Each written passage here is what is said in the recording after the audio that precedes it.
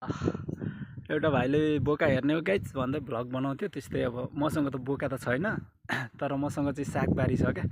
अब मैले साग हेर्ने हो गाइज भन्नु पऱ्यो नि त। अब ल म साग देखाउन गइरहेको छु। यहाँ चाहिँ मेरो साग पहिलो लटको साग हो। मैले सारेर यत्रो भएको छ। म भर्खर पानी लगाएको छु। म ड्युटीदेखि आएर चाहिँ भर्खर पानी लगाएर यहाँनिर हेरिरहेको छु, गोडिरहेको छु। अनि यता लसुनहरू फुल्नु थालेको छ। पहिलो लटको यो दोस्रो लटको अनि ठुल्ठुलो भएको छ। अस्ति पड्काएको थिएँ मैले, त्यही पड्काएको साग हो। अनि यहाँ धेरै गर्मी हुन्छ। यो रोमनिया हो, रोमनियाको ब्रासप भन्ने ठाउँ हो यो चाहिँ।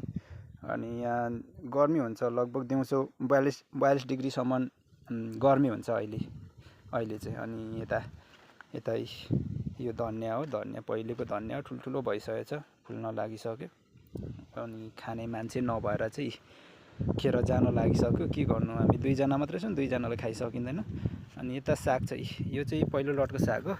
मैले अस्ति एक हप्तामा खाने बेला हुन्छ होला भनेको थिएँ, नभन्दै लगभग एक हप्ता भयो मैले अस्तिको भिडियो बनाएको। ठुल्ठुलो भएको छ, यो ठ्याक्कै खाने बेला भएको छ।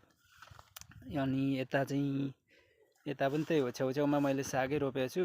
अनि बिचमा लसुन प्याजहरू रोपेर अनि बिचमा रायोको सागै छरिदिएको छु। यो बिचको चाहिँ अलिक ठुलो भएपछि उखेल्दै खाने भनेर।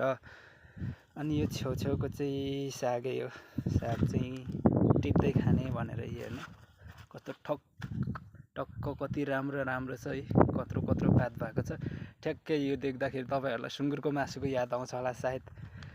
टक्क सुँगुरको मासु किनेर ल्याउने अनि टक्क लाएर खाँदा कस्तो होला आफै फिल गर्नुहोस्। यस विषयमा म धेरै बोल्न चाहन्न, खानेलाई मात्रै थाहा हुन्छ कस्तो हुन्छ यो खाँदाखेरि भनेर।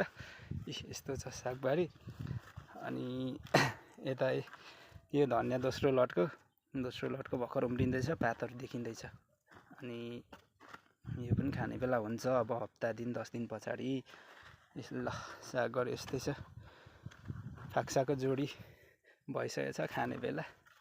आउनुहोस् तपाईँहरू पनि, खानु मन लागेको छ भने मलाई सम्पर्क गर्नु होला। ल यस्तै छ।